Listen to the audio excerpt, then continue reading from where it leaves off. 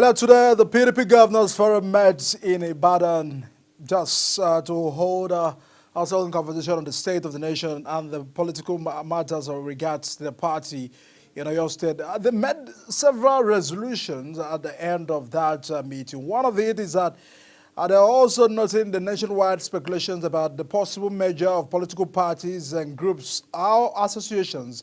The forum resolved that the PDP will not join any coalition or merger. However, the PDP, as a major opposition party, welcomes any party, persons, or group that are willing to join it with a view of wrestling power and enthroning good leadership in 2027. These are part of the resolution. The forum also reiterates its position taken in Asaba on the issue of the National Secretary of the party. But in the wake of the Supreme Court judgment, the forum resolved to recommend that the Deputy National Secretary act as the National Secretary pending the nomination and ratification of the substantive secretary from the Southeast Zone and the NEC respectively at its next meeting. The forum also reassets a collective determination to avert a rape of constitutional democracy, hence the decision of approaching the Supreme Court to give a clear-cut verdict on the interpretation of the provisions of the law on the declaration of state of emergency in any state. The forum restated its solidarity with the Governor Fubara on the ordeal into which his state and people are being plunged by the declaration of a state of emergency, while reiterating their commitment to stand with him till the end. The forum also finds alarming the worsening security situation in the country as evidence in parts of the country, especially Borno, Plateau, Katsina, and Edo State. The forum also calls for review and reordering of priorities and strategies, including adopting a bottom-up template that guarantees the subnationals to constitute an effective line of defense against the security breaches, while raising the concerns above, condemning the recent attack in Plateau State and commiserating with the government and the people of the state, as most especially those who lost their lives and properties during this unfortunate mishap. These are some of the resolutions that have been resolved at the PDP governors meeting earlier today in Ibadan, Oyo State. A lot of reactions are coming in as to the potential, what it stands now for the PDP governors. The PDP as a party, the governors are now saying that we are not joining the coalition. We are not even merging with other political parties. Rather, those who also want to join other political parties can come to PDP. But a lot of reactions as to if PDP is still very sound politically to make a wedge against the All Progressive Congress ahead of the election. But tonight, everyone, we'll be turning attention to some pertinent issues in the country. A silent move already that was carried out by the National Assembly in regards to some vacant position here in the National Assembly. A lot of reactions are coming in, but part of those is a reaction coming from the APC chairman in Edo State. What is he saying this time? He's having a concern about INEC conducting the election, the by-elections to fill in the vacant positions we have in the National Assembly from Edo State. We also have a concern about the fact that the governor, upon his resignation to contest for the seat of the governor, had some concern, and the seat was declared vacant by the Senate President as well. And we also have the fact that the Deputy Governor of Edo State was also in the House of Representatives, who has also, that seat is still very vacant. But they are saying that it is creating a lack of representation from some part of the country, and that's why they are also making a call on INEC to speedily conduct election, not just in Edo State. We also have situations in Anambra State where also, there are a lot of concern as to the representation of the three central districts coming from that state. And tonight, we'll be looking at all of these issues that have been raised by political observers around the nation. Joining us tonight is Prince Tony Ezemo, the political philosopher. Thanks so much for joining us on the show. Thank you. Thank you. Good evening, Nigerians. Yes. I mean, a lot has happened, but let me begin with, there's a I don't know if I've watched that video. Some person saying that Southeast are not participating in joining the Nigerian army. Why are they not picking form to join the Nigerian army? Are we leaving the Nigerian army or the military in general to one part or to one section of the country? I don't know if I've seen that. I mean, that retreat. Yeah, What sure. is your concern? Are your people not seeing that the need? I mean, for also join hands in combating the situations we have in this country? All hands must be on deck, or is there anything that we don't know? Please clarify with us. Well, the thing is that an Igbo man will hardly go into any business that he sees no future in. These are, before you join certain establishments, you might have studied what becomes of those who had joined earlier, the first generation, the second generation, the third generation of those who joined Nigerian army. How did they fare? So. I know that there is this apathy in joining army from the people of the South. In fact, from my own town, Nimo, we have sometime clamored and begged people to come and join the army because we have one or two connections here and there. But you see young people, nobody is interested in joining. In fact, you see a lot of parents discouraging their wards from joining. And there is always, pockets of examples here and there, what happened to this person. In fact, I have a cousin who joined the army, I think, during President Jonathan's time. So unfortunately, he was one of those that were sent to Boronu during the peak of Boko Haram menace. He was nearly killed. And unfortunately, the young boy was dumped in a hospital somewhere in Benue. Immediately he got himself, he ran away. So these are the issues. What package does the Nigerian military have for the soldiers in the field? Because young people feel that once they join the army, they're the ones to go to the field, to face terrorists and all whatnot. So, and sometimes you find out that these guys do not have a welfare package that is robust compared to our politicians, who will sit down in the floor of the Senate or in the House of Reps for about less than 3 hours, and they will go home with jumbo packages, But those who are fighting in the war front have little or nothing to go home with. So these are pay attention to the welfare. Exactly. Once they begin to pay enough attention to encourage people, you see, Southeastern are joining the army. I mean, it might not just be issues of Saudis, but that concern about the welfareism, which will also encourage a lot of persons to participate, protecting the futures of this country. But let's take a look at what brought us tonight.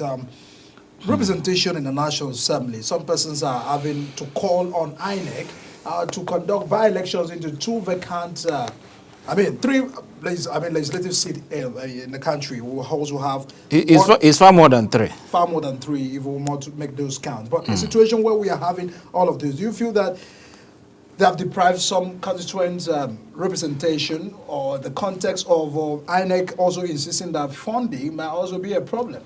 I think it is time for Nigerians to rise up against INEC. See, in the House of Representatives, there are 6 seats that are vacant. 6 seats. One is in Ogun State, another one in Sokoto, another one in Kaduna, another one in Jigawa, another one in Oyo, and the last one, Dennis Osadebe's seat in Edo. 6 of them. And it is just 2, that of Dennis Osadebe and Adenuga, that happened this year. You know the woman, the honorable that died this year, and then Dennis that became deputy governor. The rest were 2 years ago.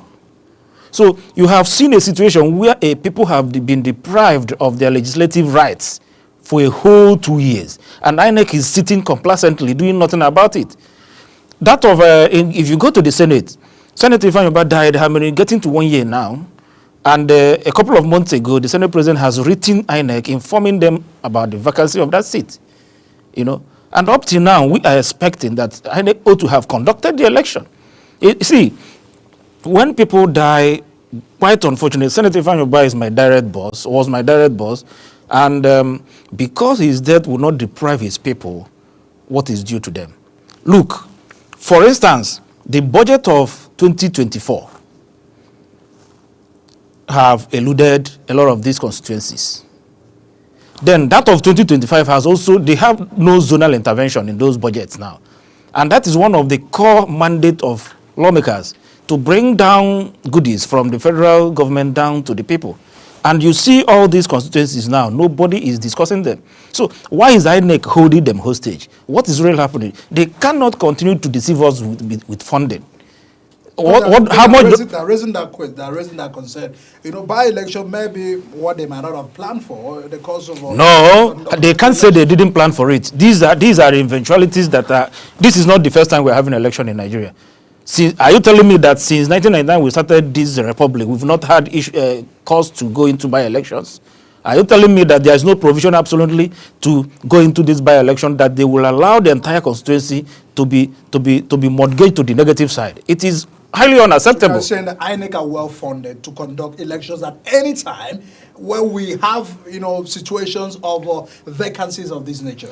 They ought to have planned for it. If they are telling us that they are not funded or they lack fund, then it is their own inefficiency. It is their own mistake. They ought to have planned properly for such eventualities. All right.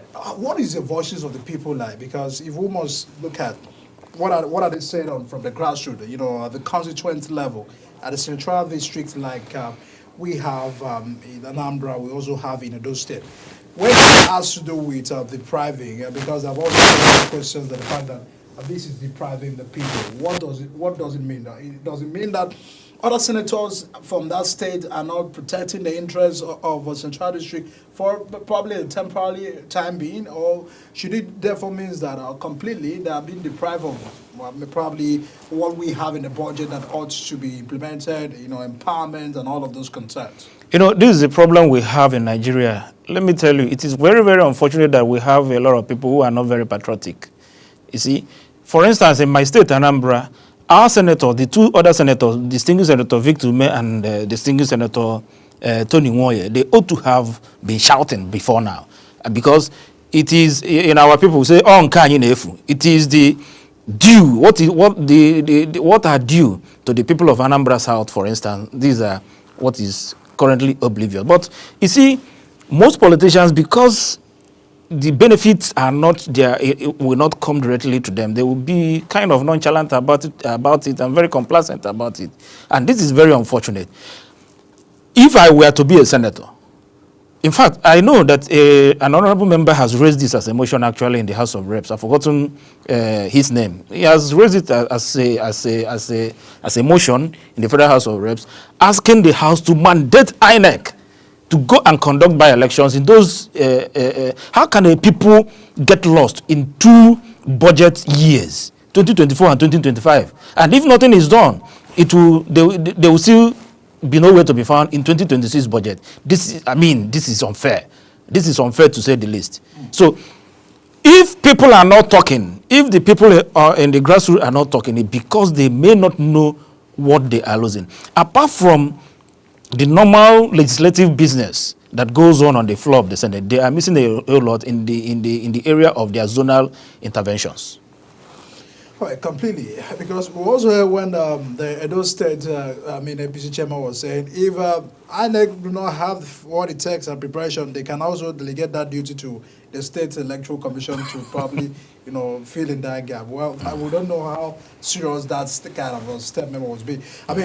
But in the situations where in all of these voices, people have now spoken. Of course, we recall about a month ago, the National Assembly had mandated INEC, as part of the resolution they had at the National Assembly to quickly have to, away from mandating, away from the normal statement we normally hear from the National Assembly, invites, a move to take action.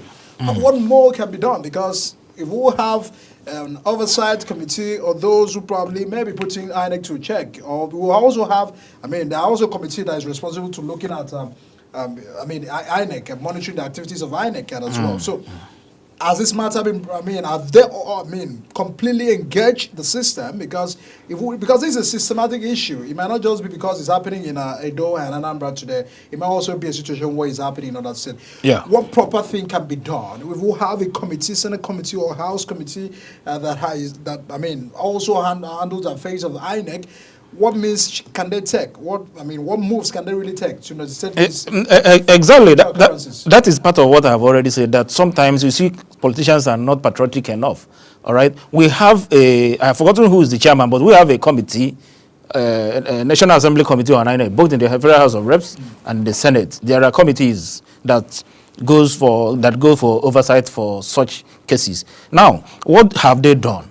I can't tell you I know any tangible thing they have done to make sure that election is conducted in all these places. Now, one of the things that should be done is what I'm doing now, and I am conscientizing Nigerians, and especially those who fall within these whole constituencies. The stakeholders of such constituencies should rise up and understand that nobody is doing them any good for them not to have representation, especially until I am one of those who do not like this bicameral legislation we are practicing in Nigeria, to say the least. For instance, what do you subscribe to? The single legislature is okay. What are actually all these 300 and something people that are moving around in the National Assembly as Federal House of Rep member? What are actually their responsibilities?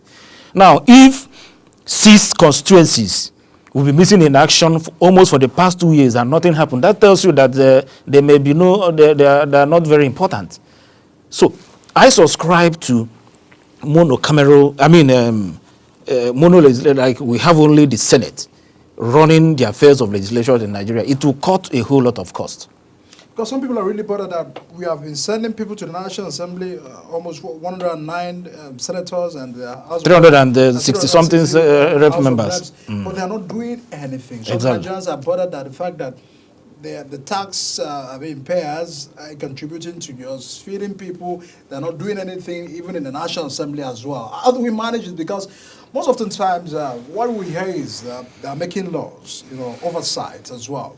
But the impact is not, because that was why I even had to set up, to ask you about the committee responsible for these issues. Sometimes every problem in this country has been captured in the National Assembly. Exactly. Everybody falls into a committee. Exactly. If oversight is properly, taken, it means that matters of this nature or any other issue that we have in this will country be taken care of speedily. Yes. Are they doing? What is your broader concern about that? If, for me, there's this adage in my play that says, a goat that is being fed by multitude of people die of hunger.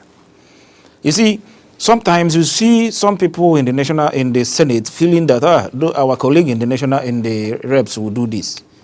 Why those in the reps will be feeling our colleague in the Senate will do this. At the end of the day, you get the thing undone. For instance, one of them is this issue we are discussing now. How do you explain that a people, for the past 1 year, going to 2 years, like there's a man that died immediately after the swearing-in, inauguration of the National Assembly. Up till today, the seat is still vacant. What kind of thing is that? So, that is why somebody like me, I subscribe for only one legislative arm to be in charge of Nigerian legislature. They will do the work and we know that we are holding them responsible. And possibly, it should be even on part-time basis, so that it will curtail all these jumbo salary. Jumbo, not even salary, because salary is not big. It's the allowances, the privileges, the unknown and the known. These are the issues that when you compile them, it becomes a whole lot. For instance, if House of Representatives should be scraped away, I tell you, my brother, we save a whole lot that will be used to manage, maybe put that fund into our educational system. That is almost nothing to write home about.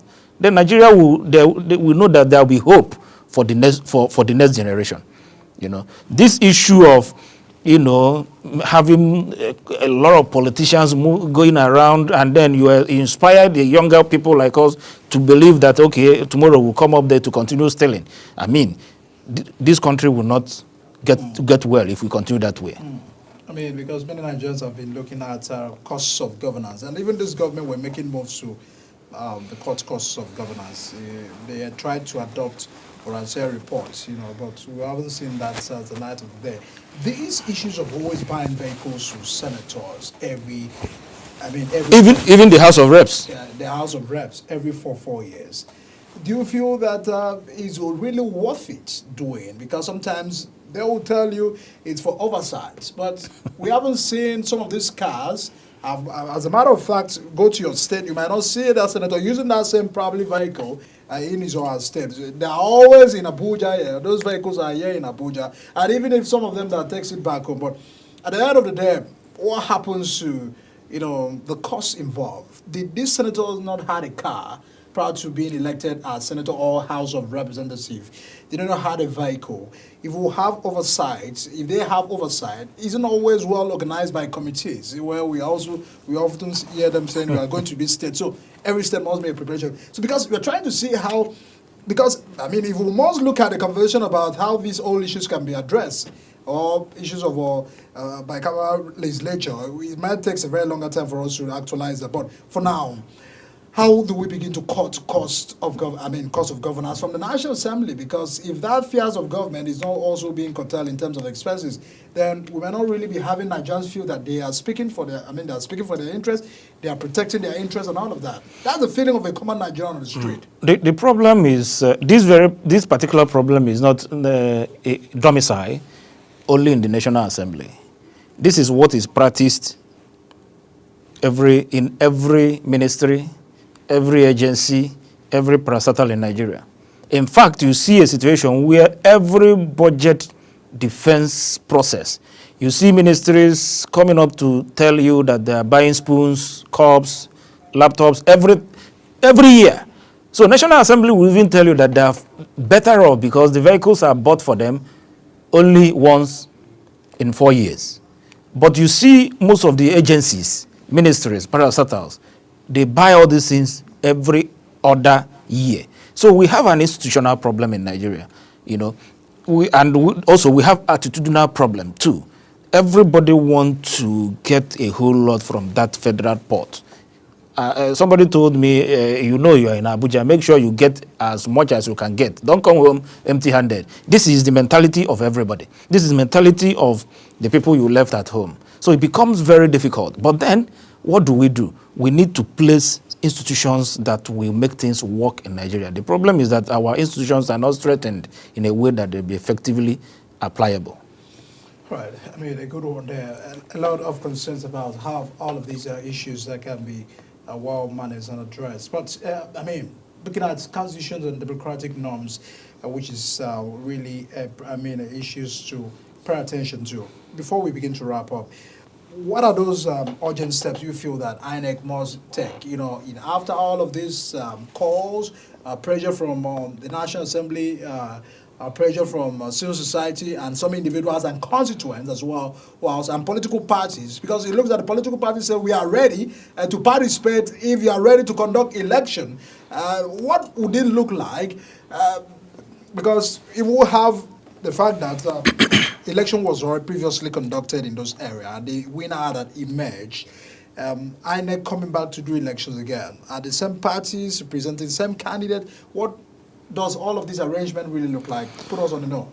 Well, I am from Anambra, and let me become this discussion on Anambra because we have one of the senatorial seats is vacant, that of Anambra South, where distinguished Senator Ifeanyi Ubah represented. We have a couple of people, very vibrant young men from Anambra who are ready to replace Senator Ifeanyi Ubah. For the past 3, 4, 5 months, they have been ready. They were ready yesterday for the election. For instance, I have a friend in Labour Party, Barrister Donald Amambu from Labour. For me, I feel that he's most qualified to be in that seat to replace the late senator. The people of your state will decide that. Yeah, definitely they will decide, but they will need to be told the right person. What happens in Nigeria is that during the elections, we begin to have emergency philanthropists, emergency good men here and there, who will just come and deceive the people, sway them, and they will jump into the Senate or reps, as the case may be, or even the executive arm. Like in 2023, we had an obedient movement that aided a lot of people into the reps. Without they are defecting to other parties. Today they are defecting to other parties. Apart from that, they know next to nothing about legislative business. So it is playing out again in Anambra South. So the people ought to be told on the right way to go in the most sincere way. Personally, I'm not from Anambra South. I am from Anambra Central, though I am a friend. I was a friend to the late senator, so that made me to become interested in what happens in Anambra South. And meanwhile, that is a senatorial zone that houses the Japanese capital of Africa, Nnewi. All right, so they need somebody that is well schooled, somebody that is well educated, somebody that is mentally stable, somebody that have the charisma to replace Senator Ifeanyi Ubah. And I am saying that that person is Barrister Don They really need Amambo. the people at the end of the day. Those candidates also reach out to the people for them to be able Yes, to of course they are doing. Of course they are doing that. That manifesto and preparation as well. Yeah. We'll continue to monitor that. But are you a member of APC? Yes. If, the last I looked at. Yes. Because that state looks to be. I mean, the politics involved right now is the fact that APGA is insisting that they are holding that in the next 4 years for Soludo to complete it. I mean, I don't understand your view, but primaries have ended in different political parties. What do you feel like maybe some factors shaping that election? Well, our people have known better. We are going now for individuals instead of a political party. We have run elections on the maxims of political parties that have no ideology. Unfortunately, in Nigeria, we do not even practice party ideological system. It's all about the individual. All right? So, our people currently, we're going to go into this election based on individuals that are on the ballot and not the perception of the party they are coming from. We have understood that really, party may have little or nothing on an individual that is being saddled with the responsibility of the executive. So, a person called Chief Nicholas Okachukwu is currently the flag bearer of the APC. We have Chief George Mohalo as the flag bearer of the Labour Party. We have Professor Charles Soludo, the flag bearer and the current governor of APGA, of Anambra State. So, Soludo over time, just that recently he improved. Maybe because this is an election year. But some of us who have good conscience are questioning that his improvement. Are you just improving because you are to face another election? What if we give you the chance to come back the second time? Are you going to abandon the state in the hands of bandits for another? Because, of course, you have no election to contest in Anambra anymore. So these are the indices on ground. Because when he came on board in 2021, he practically left the state, you know, in the hands of bandits for complete 3 years. It is in his administration, in the first time in history of Anambra, that 2 House of Assembly members were kidnapped, murdered. It has never happened before, you know. So these are questions that are coming up. I am believing that the personality of Chief Nicholas Okachukwu will do a better job, a thorough job, and place, place institutions on ground that will take care of the welfare and what all that are needed for the good people of Anambra, you know, irrespective of whether he's going for election or not. I think APC has a better chance this time. Right, at the end of the day, the people will really still decide because Yes. powers are always on the people. Are you bothered about these ongoing coalition talks, you know, against your party? We've seen that SDP are opening their doors so wide to invite people to come into, some members of other parties to come into their political party. The PDP Governors Forum have just restated today that we are not going to join any coalition, but that is the PDP speaking. If we'll have other political parties going to join SDP, do you feel that they can unseat President Tinubu in 2027? If you listen to my thoughts so far, you see that I discuss politics far beyond party sentiment. I am an APC, as you said, and no, but I am telling you in Anambra South senatorial election, a Labour candidate in the person of Don Amambo is better. You know, it's not as if he asked me to say that, but I have really studied the personalities, the individuals involved in the election across party line, and he is far better than the rest. That is me. Now, the coalition, why are they gathering? That is one of the questions Nigerians should ask. We should be able to be very critical this time around. This type of coalition happened in 2015. And eventually, Jonathan left government in the hands of General Buhari. Is Nigeria better today than what you had in Jonathan's time. Now, these people that are gathering now, why are they gathering? Are they gathering for the good of the masses or just for the purpose of seizing power? If it is just for the purpose of seizing power, I pray God to scatter them even before they gather. However, in Nigeria, we need a very reasonable opposition, because a country that has absolute no opposition is gearing towards what I can't explain. We need a viable opposition so that the ruling party will be on their toes, so that the president should understand that he is governing human beings who will eventually revolt against him if he's not getting it right. I must tell you, Nigerians are hungry now, and everything must be done to make sure that we have the basic thing of life, which is to feed. If it is not done, then there is a problem. But I tell you, the opposition gathering may not hold any water. Let me tell you, let me shock you. A member of the PDP told me today, a very strong member of the PDP told me this morning that he spoke with one of the party leaders who was a governor, who is a former governor, but he has a strong position in the party. And he told him that the 7 governors of the PDP are with the president. And of course, when you look at it from peripherally, you will know the governor of Enugu is with the PDP, is with the president. Sheyi Makinde, as you know, is one of the G5 that gave president their state votes during the election. That tells you that there is no opposition as it stands in Nigeria, and they have confirmed it today by saying they are not ready for any coalition. I mean, a lot of concern because when you look at many political parties are now paying visit to the former president Muhammadu Buhari over the weekend. We saw Atiku Abubakar leading some politicians to that visit. We also saw Ganduje, Dr. Ganduje, FCC chairman, also leading some delegation to pay a visit to the former president Muhammadu Buhari. Do you feel there is something about former President Buhari that, because some Nigerians said for over the 8 years of his government, we really didn't get it right. Things didn't work well, lives, was not better, and out of those situations they have read. So they may have a concern. Is this visit to get some support? They're afraid that former President Buhari may leave APC, but last he spoke, he said he's still a member of the APC.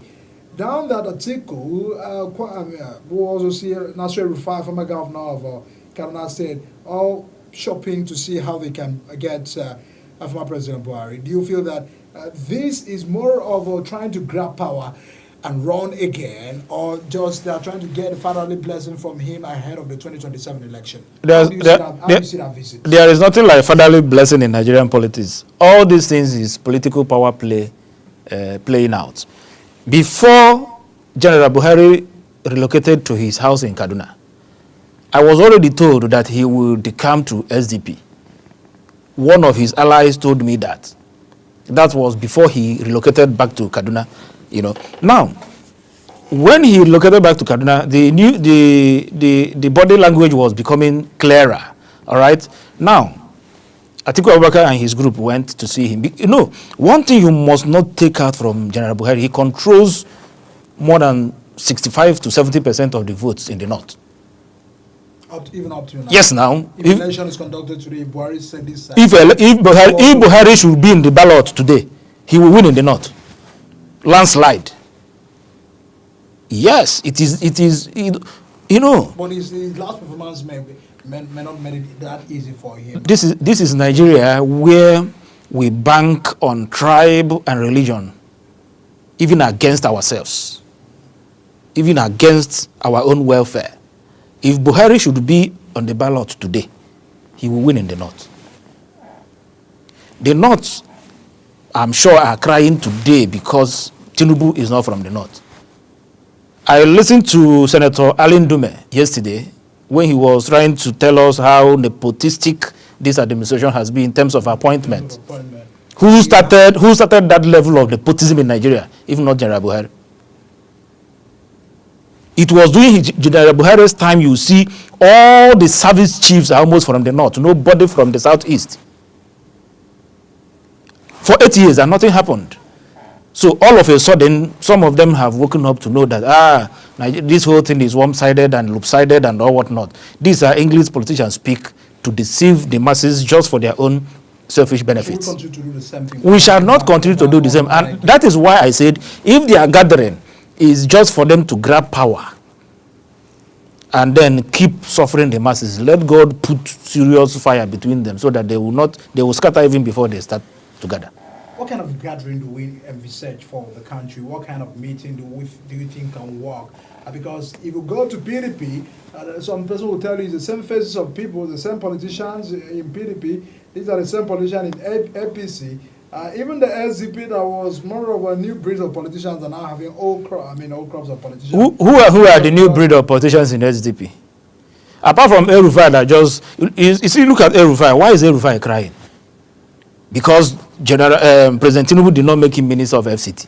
Is that his father's? He played a greater role in the emergence of President Tinubu. Look at what it did. Yes. He led all the governors from the Northern Forum to endorse Southern presidency.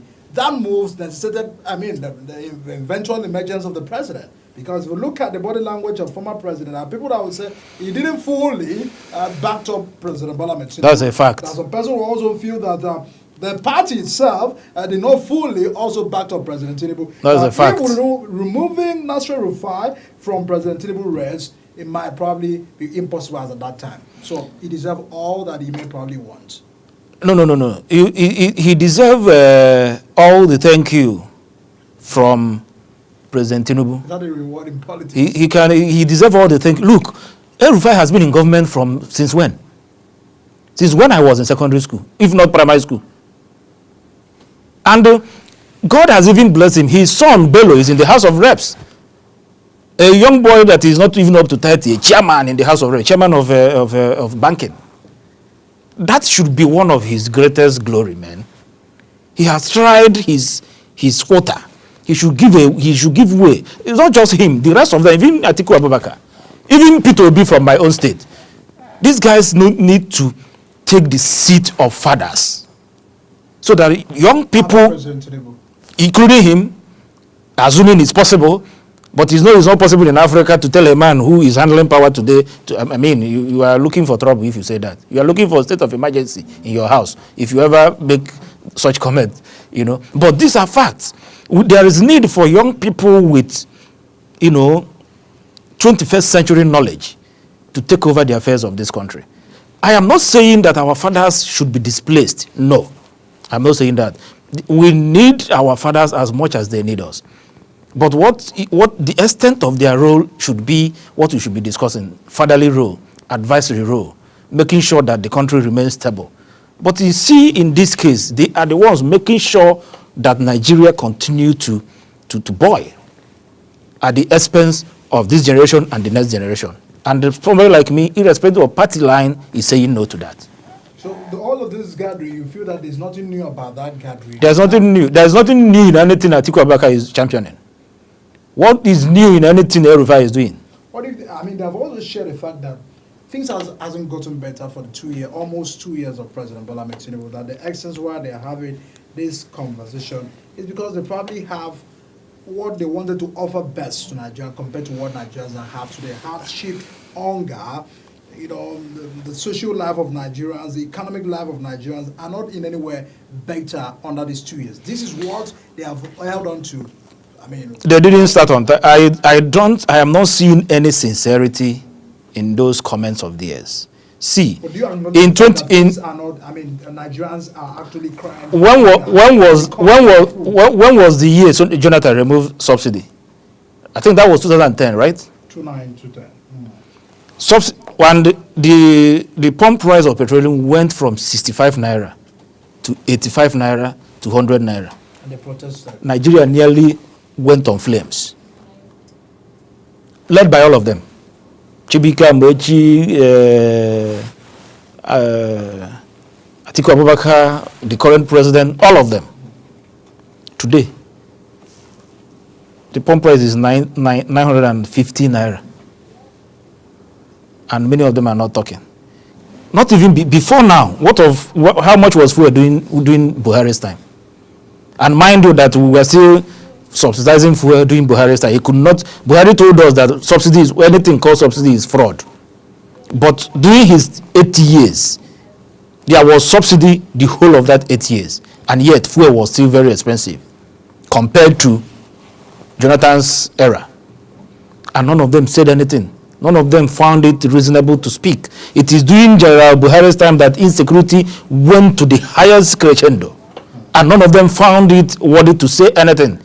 So, what they are saying, currently saying about the regime of Asiwaju Ahmed Bola Tinubu is not out of the sincerity of her or because of their patriotic nature or because of their love for the poor masses. It is simply because they want to use propaganda, the same type of propaganda Lai Mohammed and his group used in 2015. They want to use it to dislodge President Tinubu. But I think they will get their match in Tinubu. They will get their match. That's why the British president knows them better. Of course he does. He's not afraid of all of those. If a man that was outside power, he was able to wrestle himself and grab the power, despite all that Emefiele did to make sure that he didn't win. He won with people. Do you feel that if all of those people that stood by him in 2023 are now saying no to him now, it probably looks almost possible to win that election? Well, when the time comes, I think Nigerians will be told the truth, and they will find a way to allow him to finish his except if we come up with any sincere person. In all this, their major stuff. All the persons that we have today that want to be president, the likes of Kwankwaso, the likes of Atiku Abubakar, Mr. Peter Obi, name them. Do you feel that they are no match to President Tinubu? Is that what you are arguing? They will not. Do you know the funny thing? You see, these guys, they will never be in one box by 2027. Mark my words. They will. Do not be surprised, but in the next couple of months, you see some of them defecting to APC. That tells you that it is all about their personal interest. By the time the current president comes up with some level of promises and stuff like that to some of them, they will begin to disintegrate. You see, even if you watch the merger, the way it is going, you will understand that it's not even going with a commensurate force that it requires to remove a sitting president. A lot to be worried about and a lot of course, concern in regards to the politics of Nigeria. It was already a very interesting weekend. A lot of expectations as to what possible may be the actions taken by opposition to visit President Tinubu. What is the intention? An APC led by the APC chairman also led a delegation to visit former President Muhammadu Buhari. That has continued to spark reactions, as most men, of course, drawing attention as well as to 2027 politics. In any ways, we'll continue to monitor all of that development and bring you to speed about these actions, inactions of the politicians, and what possibly may look like. What is the final word tonight, Prince Tony, as we wrap up in regards to the urgency on the part of INEC, on the part of political parties to get themselves involved for that by-election, to fill in the vacancies that we have? Well, I am begging INEC to stop sabotaging the progress of Nigerians. They should stop it. They do it in general election where they do all sorts of lie and then come up with all sorts of manipulation and stuff like that. Then in the case of conducting by-election, they should sit up to their responsibilities and conduct by-elections so that all these vacancies will be occupied, so that people will move into the National Assembly and then begin to represent their people as they ought to be. It is not proper for you to have some section of the people, being shut away from effective representation. Therefore, INEC must do all that is needed. Nigerians should begin to tell INEC to stand up and do the right thing. People are being shortchanged. The masses are being shortchanged. I can't understand. I can't wrap my brain around the fact that you have a whole 2 budget years past constituencies by. It is highly unacceptable, and I think INEC is very, very responsible for this, and they should be addressed as such. Prince Tony Ezemo, political philosopher, thanks so much for joining us and sharing your thoughts on the show tonight. We deeply appreciate your time. Thank you. Everyone, we're concerned about the 5 geopolitical zones that were, some persons said they are unconstitutionally excluded from the distribution of key appointment in Tinubu government. They have also led concerns about the defunct CPC, which was the largest single electoral bloc among the parties that merged into APC in 2013, that has been virtually excluded from the leadership of the executive and legislative arms of government. Tomorrow on the show, we'll be having someone who knew better about that 2013 talks, the 2014, and eventually how APC came on board in 2015. How have they fared? Is the President Tinubu's sharing formula just to the other 5 geopolitical zones in Nigeria? Is still a big question that have been answered by the presidency, but has not really given enough answers to the question. We'll continue to get reactions, but that is where we wrap it up here tonight. And of course, putting the very full stop to continue again on expanding this conversation on the issues of politics in Nigeria. Big Talk. My name is Deacon Michael. Thanks so much for joining us on the show. We do hope to get you join us again. Bye-bye for now.